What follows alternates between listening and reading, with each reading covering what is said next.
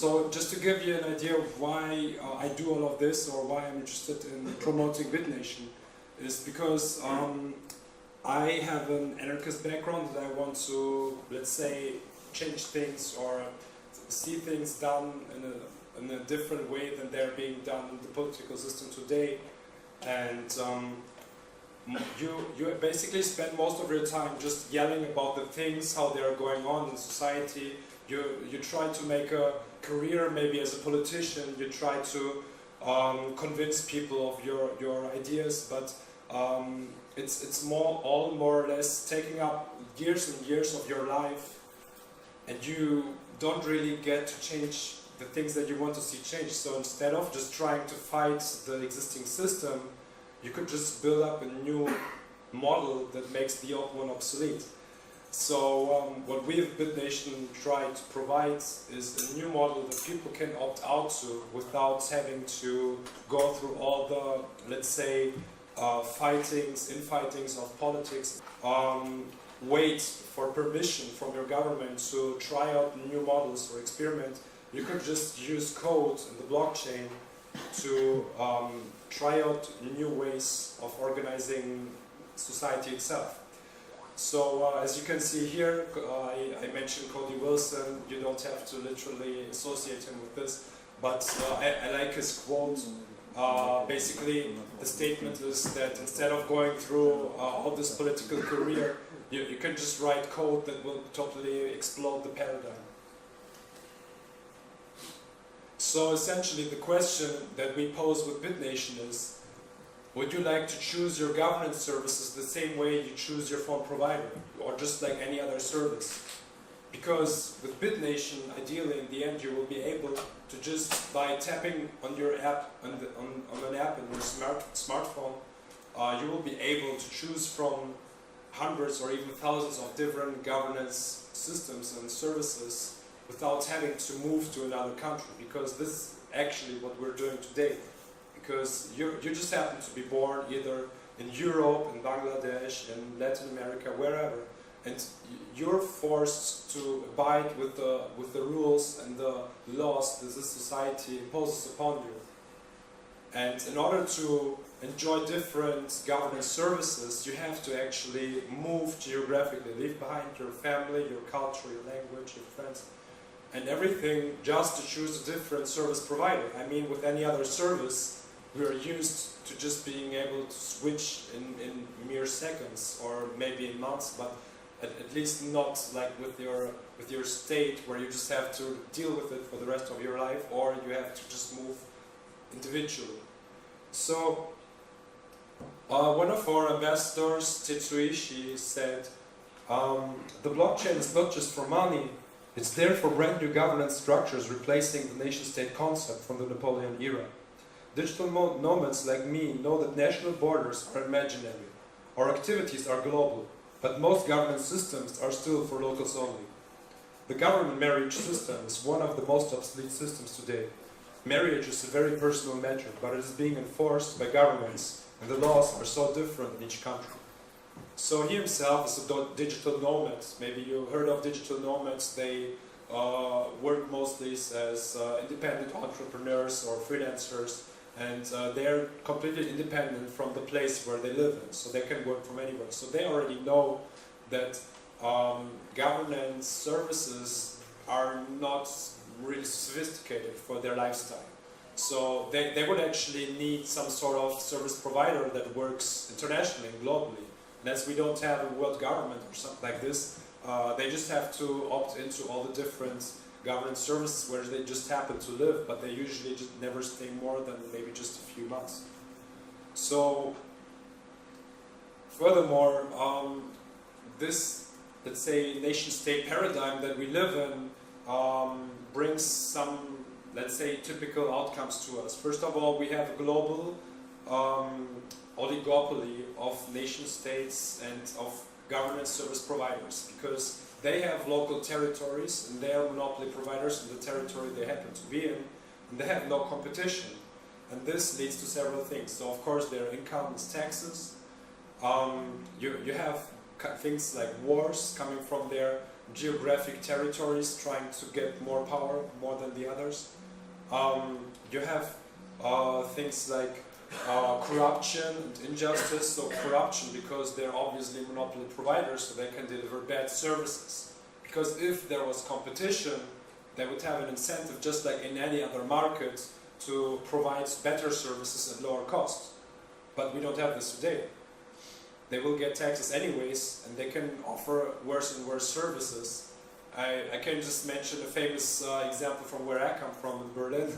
We have this airport, like it's literally being proclaimed every year since 10 years. It's gonna be opened, the new big airports, like literally every year it's going on, like more and more money is going into this and it's never going to open. Like projects like this you see everywhere, not just infrastructure projects, social projects, healthcare, like in many fields of governments the administration is failing because they are not cost competitive.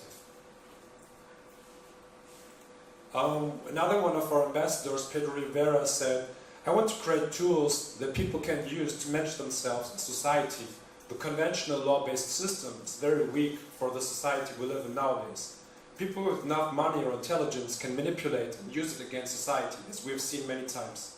So he himself is from Colombia, and you can see in these kind of countries anyways that politics is merely a popularity contest. It's not so much about the actual content. It's just about who looks better in their suits, or I don't know, who can give more free goodies to the common people. Like, it's not about actual real contents. So what we want to do is we want to create tools that everyone can use to create their own local governance services. So not just that we impose something new upon everyone else, no. We give you code, we give you open source code that you can use to customize it and adapt it to your local context for local governance problems. So what we first of all now offer is Pangea, is the app called Pangea. It's a D-app, a decentralized app, as it's offered on the blockchain, on the Ethereum blockchain by the way, but this is just intermediary. So what we have binding peer-to-peer smart contracts that are accessible through a decentralized mobile chat app. Why do we choose this? Because we recognize that in most of the frontier markets, like in India and China, or in many like African countries, Latin American countries, people no longer do business through platforms or formally. They do most of their informal business through WhatsApp, WeChat, Signal, like different chat services. So when they anyways operate in this way, we want to pick them up where they are nowadays and offer them much better chat service that is decentralized and that is not going to steal your data like we have today. Furthermore, it's going to use smart contracts, as you probably heard before. And what else? In the agreements that you create in Pangea, you already have included an arbitration market.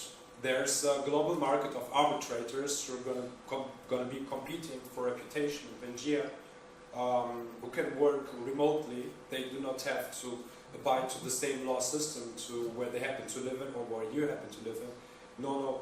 Furthermore, you create your own law. You can choose a customized law just for you and your counterparty. And the arbitrator who you choose will have to be educated in this kind of law that you're looking to use for your agreement.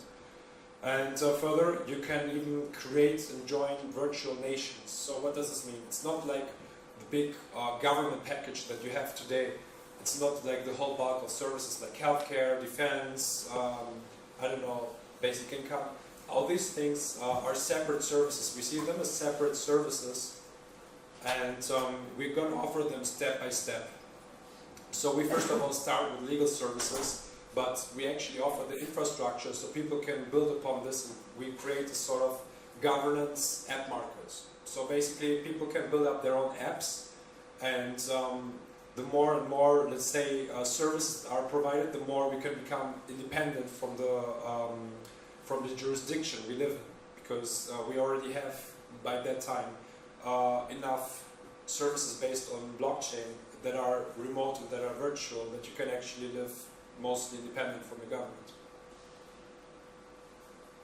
So the case, let's say for this app, is that we have already 3.6 billion cell phone users, 60% of which are already in the developing world. You might think that in Africa and these kind of places people do not have access to these things, but they do already have smartphones, just the internet coverage is very bad. So we have already really high monthly average usage of chat services like WeChat, Facebook Messenger and so on. And the global legal services market is $600 billion per year. So, like I mentioned before, the biggest use case for this app and in general for like these kind of government services would be in frontier markets in the developing world, where many government services aren't even offered yet.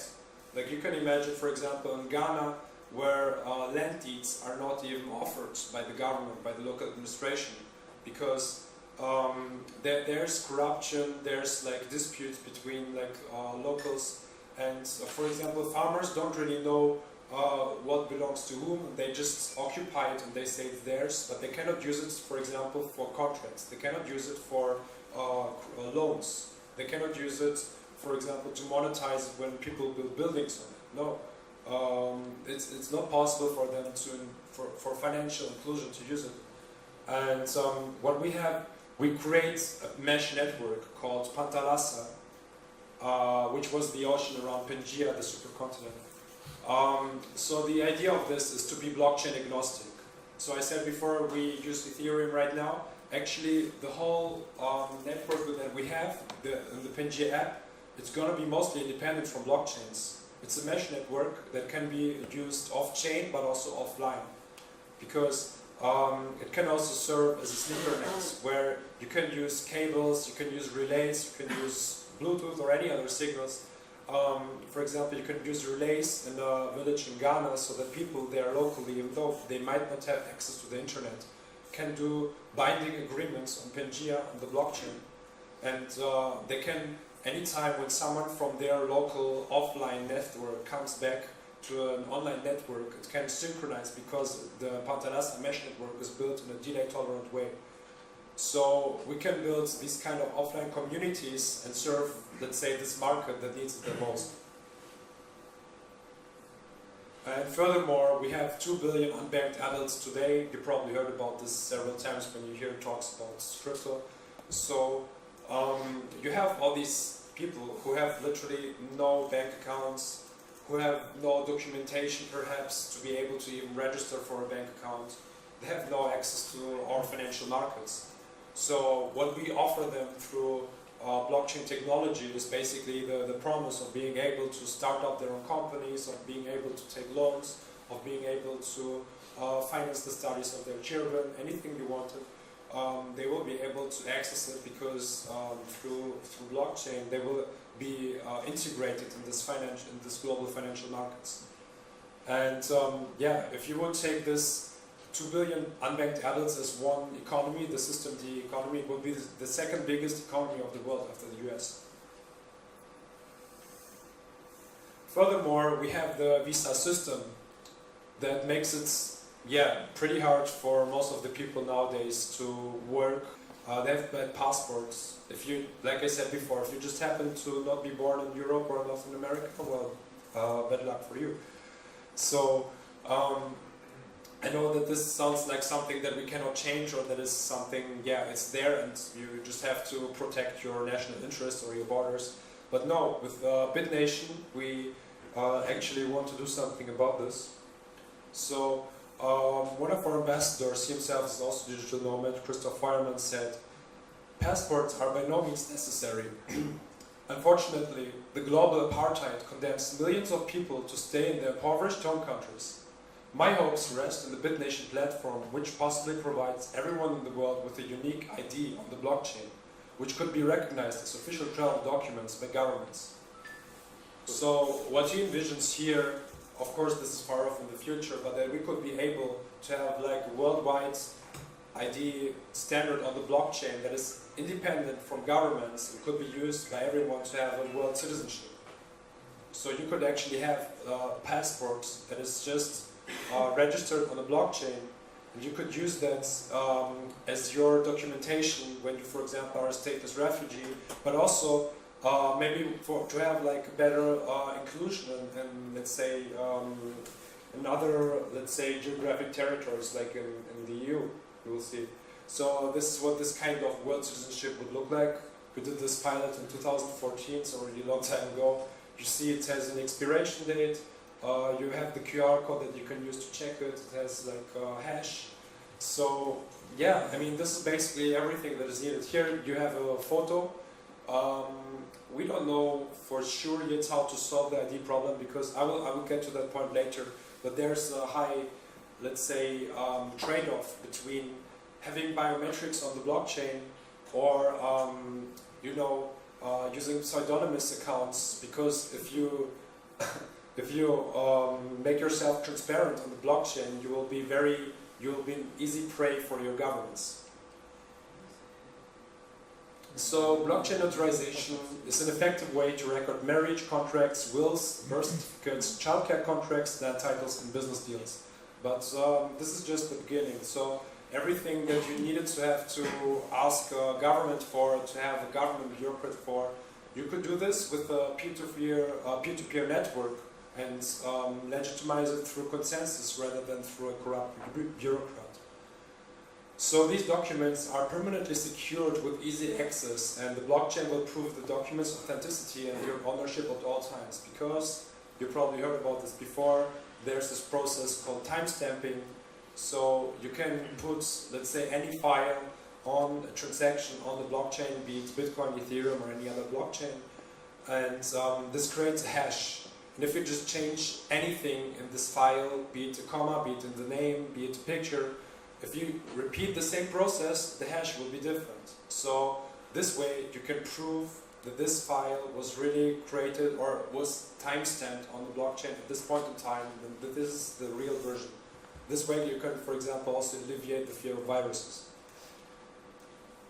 So another one of our ambassadors, actually in Ghana, Africanus Kofi Akosa, said, most of the properties in my country have no titles because of cumbersome process and corruption. A decentralized land administration accessible to everyone is what is needed, and the blockchain offers that very cheap. Sooner or later, the state is going to become obsolete.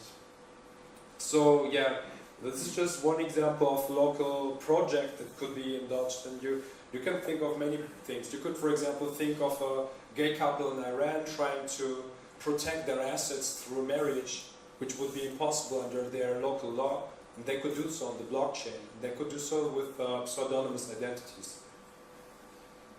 So with Bitnation, we already have more than 10,000, actually I think now 13,000 citizens that are registered on the website. This is going to migrate to the Pangea app. We have more than 2,000 open source contributors. All our code is publicly visible on GitHub. We actually encourage competition because we want to open up a new market that didn't exist before. We already accumulated over 100,000 lines of code over the past 3.5 years. We didn't come out of nowhere like most of the ICOs nowadays. We already have a long history, let's say comparably with other blockchain projects. We have more than 200 embassies and consulates. So what are embassies in our context? Bitnation citizens not only want to engage with others in virtual communications, but they also want to have physical interactions. So what they do, they offer their physical space or their co-working space for other Bitnation citizens, for like-minded people, to work together and to have some synergies, and to be able to offer others a travel place where they can go to when they, for example, don't know, like if they have an emergency situation. So depending on their terms and conditions, you can use their workspace or living space.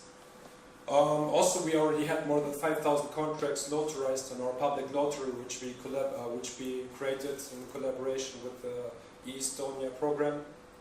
You probably heard of this before, but Estonia offers also their incorporation services globally, so people anywhere in the world can actually use the Estonian jurisdiction, even though they have been born somewhere else. So they're the first country to have actually done this step towards digital transformation.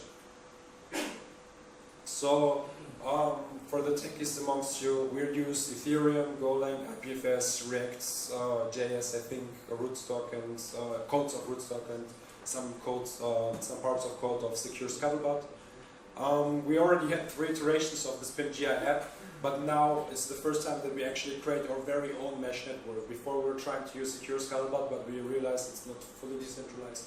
So now we're scratching together different parts of code, and we have, like, let's say, our very own touch to it, and it's called Pantalas. So what is all of this about? So you will be eventually able to choose your own code of law. For example, common law, civil law, Sharia law, I mean any law that you want to, or it could be even your own law. There will be a market of smart contract templates with laws that compete for reputation, and you could even design your own code of law that people might enjoy using, and it's all voluntary. So because of this whole pseudonymous structure of this peer-to-peer governance network that we're building, they can interact in any kind of contract because it's all voluntary, and the governments cannot track it because we have a highly encrypted service.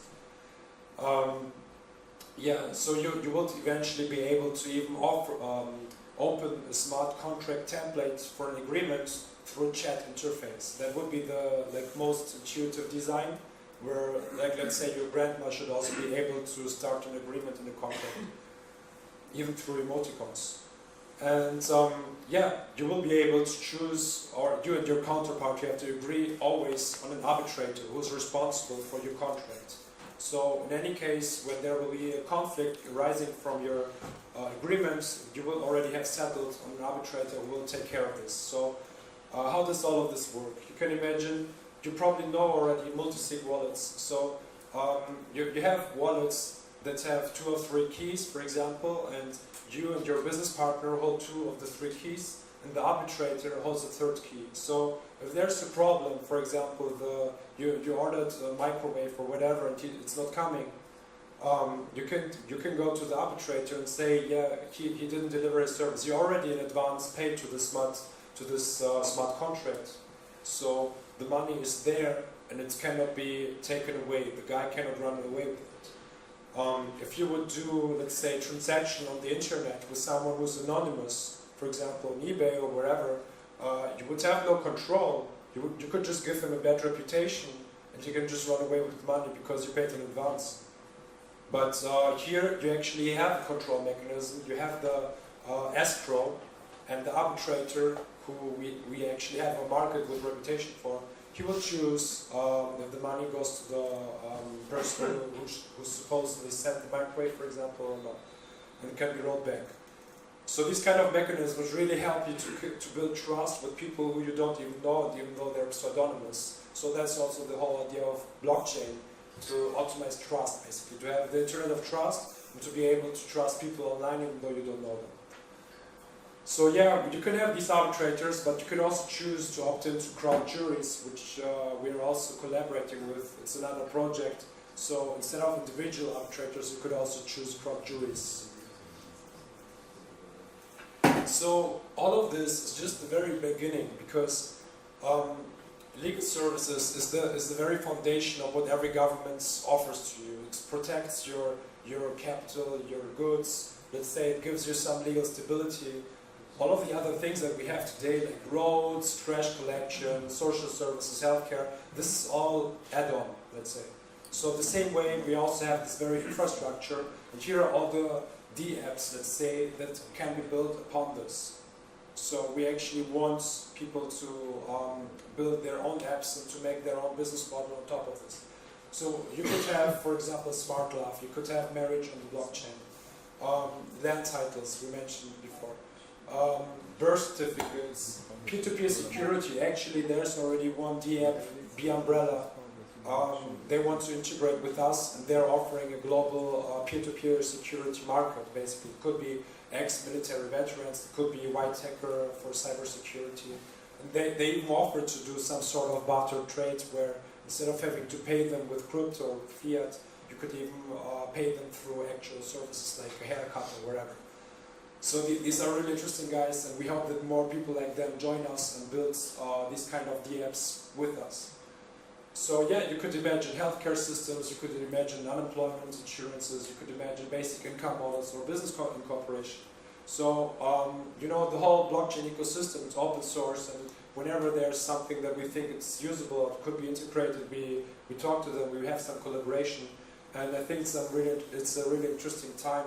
I know there's some basic problems with the Ethereum blockchain in general, so we set this whole thing up in a way that is blockchain agnostic, because we know that there could be better blockchains in the future, so we can move all of this to another blockchain, maybe EOS, maybe something else in the future, we will see. So where do we come from? So our founder, Suzanne Trukowski-Tempelhoff, founded us in July 2014, and she actually had a totally different background. She was a military contractor. She's seen, let's say, the devils of this world, and she was at one moment she realized that actually what she worked for was part of the very problem that she's fighting against. She always wanted to fight for, let's say, change in this world.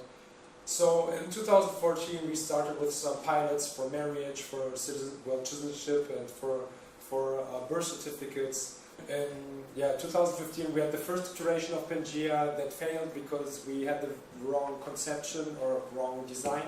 We wanted to build everything on a blockchain, and we realized it would be way too slow and everything would be public. It's horrible if you have no privacy because everything's on the blockchain. It's perfect for the government because they can track exactly who is trying to opt out and who is trying to move without their permission. So in 2015 we had the refugee crisis, and out of nowhere we had this idea, okay, we could actually do this for them. We could offer blockchain IDs, so stateless refugees could actually use that as some sort of identification when they arrive in Europe. And of course this was most of the times not accepted because nation-state officials don't even know what this is or don't accept this as something legal. I think nowadays this changed already because you have more and more courts actually accepting notary services through blockchain and timestamps. You just need to have a sort of expert witness. Also in 2015 we had the collaboration with Estonia, and they actually approached us, and it was really interesting times, and now we kind of lost touch, but I want to come back to Estonia and let's see what they built up, and we can integrate this with Pangea, what we're doing now. So in 2016 we tried secure scuttlebutt. Like I said, it was not fully decentralized, and we moved on towards IPFS. In 2017 we made a decision to do an ICO, so now we have the PAD token, the Pangea arbitration token, which can be used for the services on Pangea, but it's not mandatory. This is a utility token, this is not a security or anything like this. You can use this to create smart contract templates, to create nations, or for many other services in the future, but all agreements that are made on Pangea can use literally any currency. You could even use euro if you use a pegged token. So yeah, now this is already outdated. This was in the end of 2017. We started designing the LUISS bot. What is LUISS? LUISS is an AI bot that is supposed to allocate reputation tokens on Pangea. So why do we do this? Maybe you know Black Mirror. There's this one episode with the reputation slavery. We want to prevent this kind of reputation slavery where people with the high reputation can basically comment around others, or people just try to get their approval. So we set up the reputation in a way that you can only get reputation when you successfully complete the contract. And the AI bot Lucy will determine if this was done properly. So this is done with parameters that are set in the smart contract, and it will detect when people are using fake accounts to boost their reputation, because we want to prevent civil attacks. I think we will go further into this in the discussion later on. So yeah. Another really interesting aspect of all of this is that not only individuals can opt out, but also entire nations and tribes that have been left behind. Because, you know, we have just this existing nation-state paradigm where the borders are drawn arbitrarily by colonial powers. You can just look at the map of Africa, for example, and you see it's just straight lines. I mean, this is obviously not the representation of the culture of the local tribes and of the people who live there. So everywhere in the world you have a governance system imposed upon them by stronger military powers, and lots of tribes and peoples have lost their voice and their recognition because of this. So we can give them back their sovereignty, they can claim back their sovereignty through the blockchain. I know this sounds very utopian, but maybe there will be tech ambassadors and let's say mayors or I don't know, local shamans or anything like this, who can talk on behalf of these tribes and help them to be recognized through the blockchain and to claim back their territory. Because you know, in the rainforest in Amazonas or anywhere else, you know, these people have been deprived of the very place they live in, and this is just being exploited by big corporations for profit. And we could make a change through blockchain also. So this is another interesting aspect on this. So yeah, this is just the very beginning. In the future, we will have, through our public sale, through the income that we make, let's say, funds for governance projects. So we actually encourage everyone to become D-app entrepreneurs, to create their own apps on top of our market, let's say, that solve local problems, and they can actually post their projects and problems on, here's just an example with Considerate, where you can put projects and people vote on them, and depending on the budget they propose, they can already get automatic transfers of Ether or the other cryptocurrencies based on how many people voted for it. But we will see that there could be different mechanisms for how to do these things, but I think it's a very promising aspect of all of this, that people can become, like instead of having to go to crowdfunding, these kind of things, they can already start by start. Another interesting idea was backfeed, where people can like create sort of new Slack channels where they create their own tokens, and the more interesting their project becomes, the more they contribute for their project, the more people start to trade these tokens, and actually their, let's say, artificial tokens start to gain value, and they can actually use this to advance their projects. I think this is another interesting aspect on how to empower governance entrepreneurs. So finally, this is our founder, Suzanne Turkowski-Tempelhoff, and just to finish this introduction, she said, what we're doing is making nation-state governments entirely irrelevant. No government, whether democratic or autocratic, can survive without the consent of its subjects. In the same way Bitcoin has transformed the financial systems, Bitnation will irreversibly change the political system and the course of history. So just to round this up, here's, let's say, some of the media that already covered us. We have been covered by Vice, CNN, Wall Street Journal, Wired, Huffington Post, so lots of things. So we already had, let's say, enough media exposure, and now we're finally offering some real code, some real things, and tangible service. So yeah, thanks.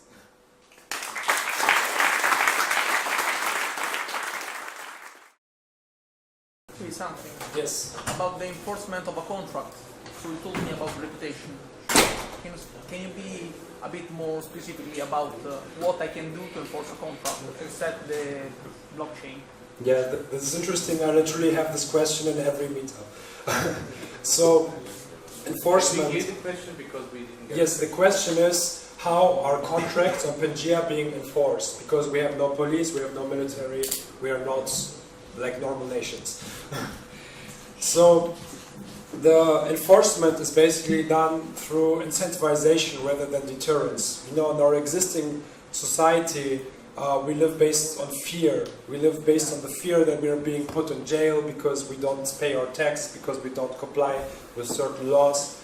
Rather than this, we set up a reputation system where people, if they, okay, maybe they can screw up, but if they screw up, people will no longer do business with them, and they will be, let's say, sort of blacklisted in this market, and they will lose access to a very promising and, let's say, lucrative market. Because the promise of all of this is that you can also have much cheaper dispute resolution. Because when you have a problem in, let's say, some small minor company, and you want to somehow go to court and to solve this, it's impossible. Lawyers are very expensive. It takes ages for them to resolve it. You have to go through several instances, and most of the times both of the parties have to pay more than they get. And instead of doing all of this, you could do it much cheaper and faster through a smart contract on Pangea, where you already set up the code of law before, where you already set up the arbitration process before, and settlement is done within minutes, and you can really save a lot of money, because just setting up this contract will probably be less than, I don't know, maybe $30 or whatever. I mean, it's nothing compared to how much you pay for legal services today. So yeah, the enforcement is done through a reputation mechanism and through the escrow, because you can maybe set up your agreement in a way that you need to put the collateral. Maybe you could put it in the smart contract, and only if some trigger is fulfilled, you will get your collateral back. So you can think of these kind of things, where rather than having this fear of police or violence, you could just set financial incentives to actually comply with the contracts. Thanks. I really enjoyed your talk. Thank you very much. So about the infrastructure to deliver public services right now is centralized. So if you're talking about bringing the governance system within economics, that means many different providers for any service within commerce, within everything. The pre-existing infrastructure is all centralized. So how do you go from here to there? I see the vision that you're talking about. I don't really understand how you can make the switch. Okay, so the transition, let's say, from our centralized services to this decentralized market of governance service providers. So first of all, it's like with Bitcoin, for example, where you also in the beginning did not know if this is like real money, is this real value, and the value really depends on the market adoption and on the, let's say, more or less use case. So with Bitnation, we will have, let's say, transition time where it's also vague if this is going to be recognized, but what you know is that the people who enter into these contracts, they recognize each other. And that's the most important part, that you do not need the permission or approval of anyone outside. You can just start by starting. You can just act upon your own laws that you create, and no one can track back who you are or what you did on this network, on this network, because it was done pseudonymously. So what you have is just a public key. You create a Pangea. So we also have our own Pangea wallet that you create in the app, and you have a highly encrypted mesh network and chat services, where it's not only should be safe from current threats, but it should also be safe from quantum computer hacks, because the blockchain that we have today is probably going to be possible to hack it through quantum computers. So we already tried to prepare for that. And but for the transition, I think there's interesting aspects to this. So on one side, of course, the market adoption to have the critical mass, but also you could get recognition from nation states by offering them to, like Estonia, offer their services on our platform. Some particular service that they are good in, to the whole world, and they would be able to get a bigger, let's say, citizen base or customer base, and they could get an additional income. Maybe it would be promising for governments that are in financial crisis. On the other side, by using us, they would automatically recognize us, and we would have a bigger recognition and easier access to markets. And I think this could be a possible strategy for nations that make the step towards digitalization.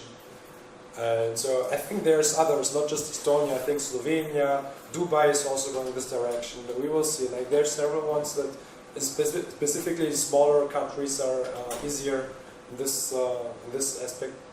And I mean there's the two aspects: the pseudonymity and like just peer-to-peer part, and the other part is the maybe getting nation states to recognize us through some mutual beneficial agreements. Did the answer was fine to your question? It is okay. I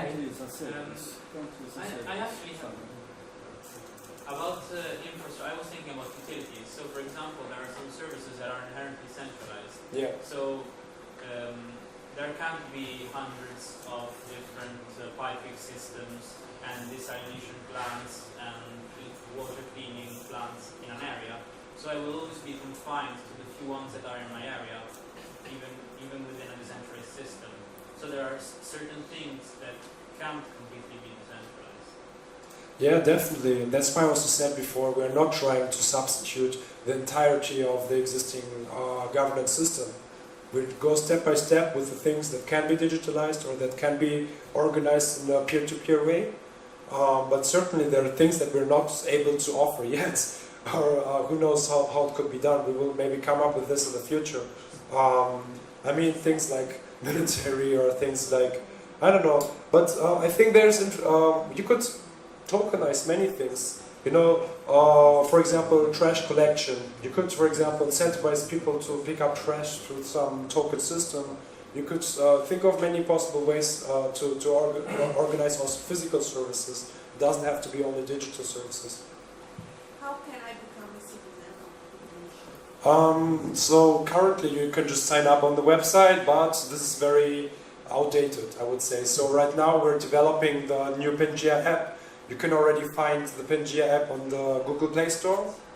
But this is a very, let's say, basic version that has flaws.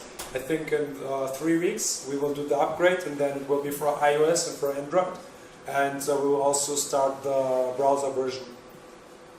And yeah, I think in the coming weeks, especially now that we're launching the public sale at the end of, I didn't mention, we start the public sale at the end of March. And exactly for that we want to offer functioning products, the app, with some core services like creating nations, being able to join and leave nations. So you should already see that we're not like other ICOs that have empty promises, but we actually have a working team, we have a product, and we have something to offer and not just a token to buy. Excuse me. Why do you need many nations? You said that you can create, you can find different nations on the platform. Why do you need different nations instead of one that would be for everyone? So the question was, why do we need different nations if we could just have one big one for everyone? So we are about opting out, about offering the possibility to choose, because this is something we never had. Like I said before, you just happen to be born in one place and you have to accept things as they are, and you have no opt-out opportunity apart from going to another governance monopoly, and you have no places to actually experiment with different types of systems. And here you have a place where you can do this virtually, and you can easily create, join and leave.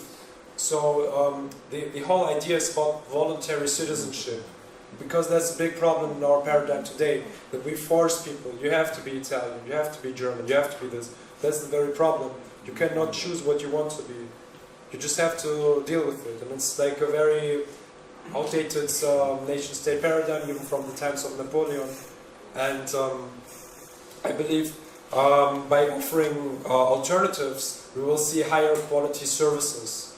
Because like I said before, the very problem is that everything is mandatory. And because of this, the governments, the service providers, have no incentive to improve the quality of their services. Yes, we have elections. Yes, we have every 4 years maybe different people on top of the whole system. But you know, for example, in the court system, the people never change. It's the same people. They work there until they retire. Yeah, but you can offer different choices with different services. Let me say, court number 1, number 2, number 3, instead and having different nations providing different services. So the nations don't have to provide everything. They can also just provide some particular service, and you can be part of different nations at the same time. So that's something I forgot to mention. You don't have to be a member of. You can even use Pangea without being a member of a nation. That's also interesting. You can even just make contracts with individuals, or you can use smart contract templates. or you can be part of one nation, but you can also be part of several nations if they, let's say, don't contradict each other. So I believe nations will have some sort of back agreements between each other. For example, when they have some services that are, let's say, conflicting. But I believe that it wouldn't be so smart if every nation would try to just do exactly all the whole thing. They should focus on the things that they could do best, and then you can maybe use the education system of one nation, maybe you can use the security services of another nation. So I think it could be complementary rather than, yeah, like the black and white, only this or that. Now, let's say I'm a citizen of the determined jurisdiction in Bitnation, and it recognizes me a basic human right. But I physically live in Italy or another country that doesn't recognize me, that basic human right. How Bitnation could help me? So the question was, if I'm a member of a nation, on Bitnation, that is virtual, and they give me some sort of human right, but I actually live in a physical territory in Italy, for example, how can this be realized? How can it be put in practice? So, first of all, it's just like the ideal concept, and you cannot do much more than just talk about it, I know. But we are building also a diplomatic ambassador network. So what we have now is more or less goodwill ambassadors to, like me, talk in presentations and our representatives. But we also want to have ambassadors who really negotiate with nation-state officials to recognize the rights of Bitnation citizens. That could be, for example, if Bitnation citizens for whatever reason end up in jail, to help them get out of jail, to help them cross borders with their passports, with their Bitnation passports, to help them to, I don't know, like for any kinds of problems. For example, one of the DM entrepreneurs we have, she wants to create a digital alternative to the government of Venezuela, Venezuela basically. I think this is a very strong case, and I know that this is like really weak in the beginning because it's just virtual. But here I think it's also something like the more people do this already, the more negotiation power you have when you talk to the government. So when we do something now, it doesn't matter. They don't care about us. They maybe laugh about us. But the more people join us, I think the more realistic all of this will become. They will be also interested in making some sort of agreements or treaties. Let's assume that two people belong to two different law governments, so civil law and common law. How can Bitnation handle complexity between them? So the question was, how should Bitnation handle when there are two different citizens with different codes of law? One could be with civil law, the other one with Sharia. How do they come to an agreement when they have a conflict? So, first of all, I would go with the approach that there should be some sort of neutral law for depending on where the conflict comes from. It depends on the case. Like if it was a car accident, it could be maybe some sort of law that is independent from their viewpoints. But in general, I think it's much more about individual agreements and the conflicts that come from that. So we start, let's say, with contract law, basically, where you solve just particular problems coming from agreements that are settled through the blockchain. But we do not settle, for example, murder. We're not able to do that now. Because it's something that happens completely outside of this whole network. Because this is all done between volunteers. When people go into voluntary agreements, and then we can solve the problems. But for example, something happens between Bitnation citizen and someone who is not a Bitnation citizen, it's a bit more complicated, and maybe we're not able to provide them with legal protection yet. But yeah, it's a good question, and I think there should be some sort of international law or some supranational law that goes about this, depending on the case. Is it possible to have any idea, or you have an idea of the price of your public token yet? Yes, the question was about the starting price of the PET token. The starting price will be $0.0445 US per PET, so quite low. It's called PET, P-E-T? P-A-T. A. P-A-T, yes. And it will be a reverse auction. So it starts with this price, and depending on, it's hard capped at $30 million.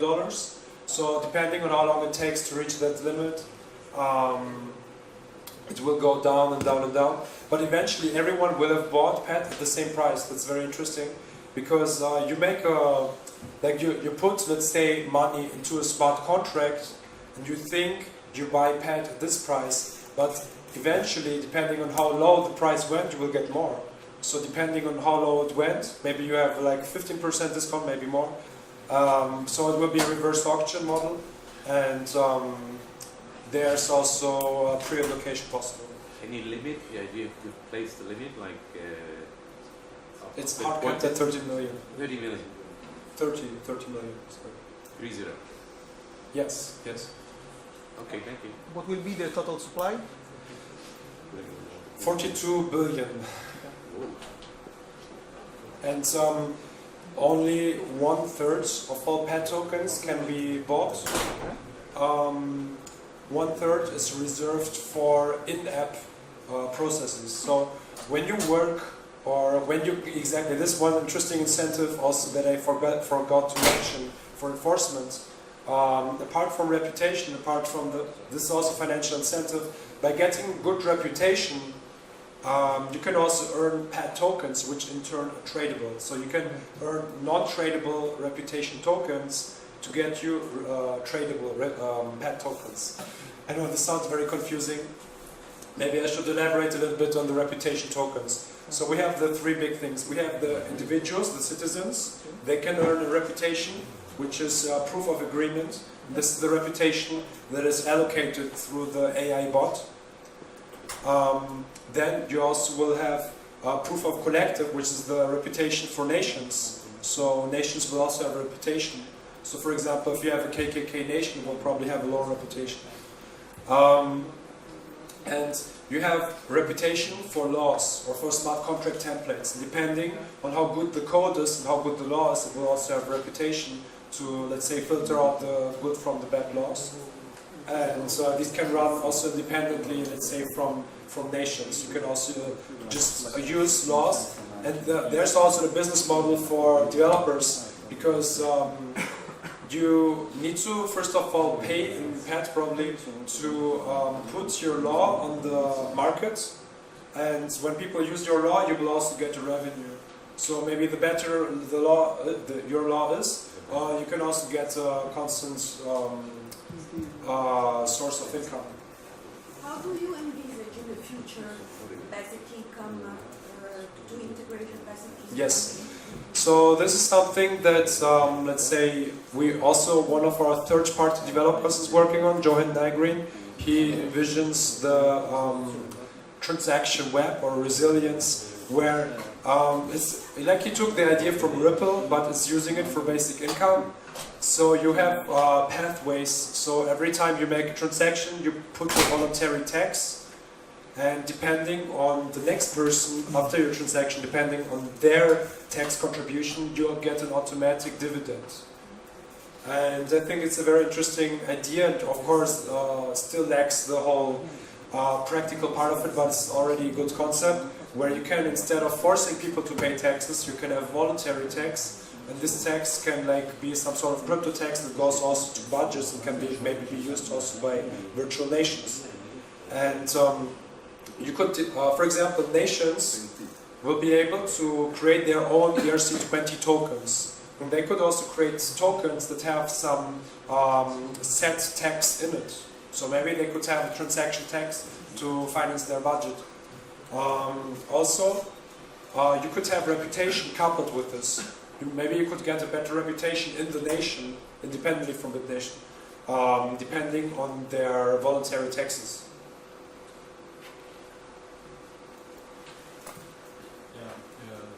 have some kind of governance, for example, in tracking from malicious or inverted. Excuse me? Didn't understand. Or protecting against malicious or inverted smart contracts like things there or attack. You mean like bugs in the code? Yeah. Okay.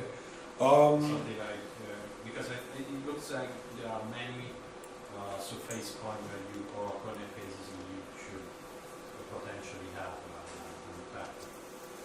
Yeah, so the question or comment was because we have so many interactions with other platforms and surface area, let's say it's also maybe a security threat. There could be points of attack that hackers could exploit. So first of all, Bitnation is not a DAO. So we have a core team that ensures the functionality. And furthermore, everything is open source, and I think we don't have it yet, but maybe we could also set bounties for people who find bugs. And in general, I know with Ethereum it's not possible yet, but I think in the future, like in Aragon and others, they already create smart contracts that the contract part itself cannot be manipulated or edited, but the security code can be audited and be upgraded because it's library-driven smart contracts. So the part of the security and the let's say operational part of the contract, it's not, let's say, put in stone on the blockchain, so it can be upgraded. So these kind of projects already exist. From who can be upgraded? What? From who can be upgraded? Well, we don't do this, but in the case of Aragon, I think it's done by their core 11. No, it's done by OpenZ. What's it called? OpenZ, I think. This. I mean, in your system from who? No. In our case, it's done by the core developers. They're updating the code, and everything is on The GitHub. core developer are open source. Yes, everything is on So GitHub. anyone can contribute to it. Yes, exactly. And I think it would be good to also set a bounty for. Anyway, you will have really a very deep surface, very wide surface of attack, because you will have many pieces of smart contract. Even Aragon has this problem, no? And they have to be very careful. The question was interesting because, of course, a system like this, we see in Ethereum that very easy smart contract was crafted and there was a lot of problem. I can imagine when the things start to be more complicated, and the bug can always arrive. No? Yeah, it's true. Even if you have a team that can fix it, but when there is a bug and when it's about huge quantity of token or huge quantity of money, is always a big problem. Yeah, I mean, we're not there yet, of course. We're just in the, let's say, early stages still of developing this app. But I'm sure when problems arise, we will find ways how to handle it. I mean, hopefully not like Ethereum, with a hard fork after the DAO. But what you are building now is an ERC-20 token, right? So your Yes. ICO is, so now the ICO is built on Ethereum.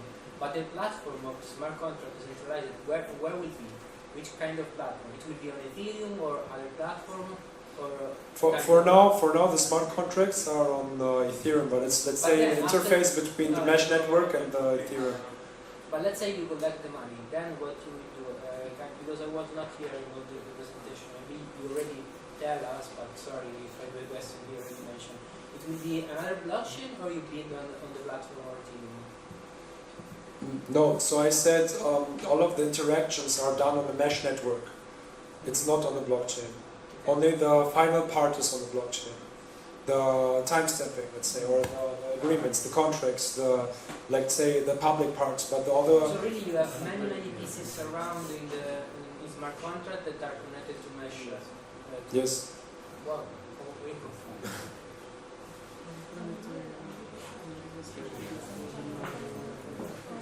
Any more questions, comments, criticisms? Maybe about that between the proof of work and the proof of stake on the table. What do you think about? Are you agree or not? Is the main question. Yeah, the question was about proof of work and proof of stake. we're out of this question. we let's say that the markets handle this itself. That's why we're blockchain agnostic, because we know it's really difficult, and we wait, let's say, for the market to mature. That's why we try to build as much as possible independent from blockchain. So we create this mesh network ourselves that is completely independent, so we can even move this to another blockchain.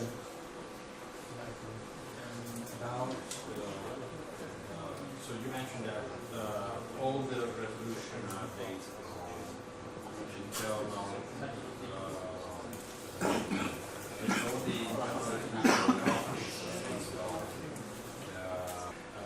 You mean like a portable reputation between Yeah. different apps? yeah, Okay. yeah, and not importing your reputation inside the system from an external system like I mean, this depends on, like I said, the maturity of the market. If there's a good open source solution, we can integrate it. We're always open. Like, you know, we're also open source community. We're always looking for more things that we can incorporate. And for example, Uport. Uport is a really interesting project that we follow. We wait for it to mature, so we can also integrate it. Also, and many other things we're looking forward for others to go ahead. So everyone is in their own thing, but I think it's also making benefits from the others in a way. Does every nation is completely sovereign and autonomous, or does the Bitnation team or the founders above Bitnation? They are completely autonomous. We just set up the smart contracts for them, but actually they can just fork the code and they can just do everything without Bitnation. Even just as of the moment now, you could want this because we want competition. You just don't like any of the reputation mechanism or whatever we're building right now, you could just copy us and build competition to us because we create a new market. And like, for example, Venezuela, Catalonia 2.0, like all of these things, maybe they start on Bitnation, but as soon as they grow bigger, they can just, let's say, decouple. They could just run their own nodes, and they could just also run independently from Bitnation.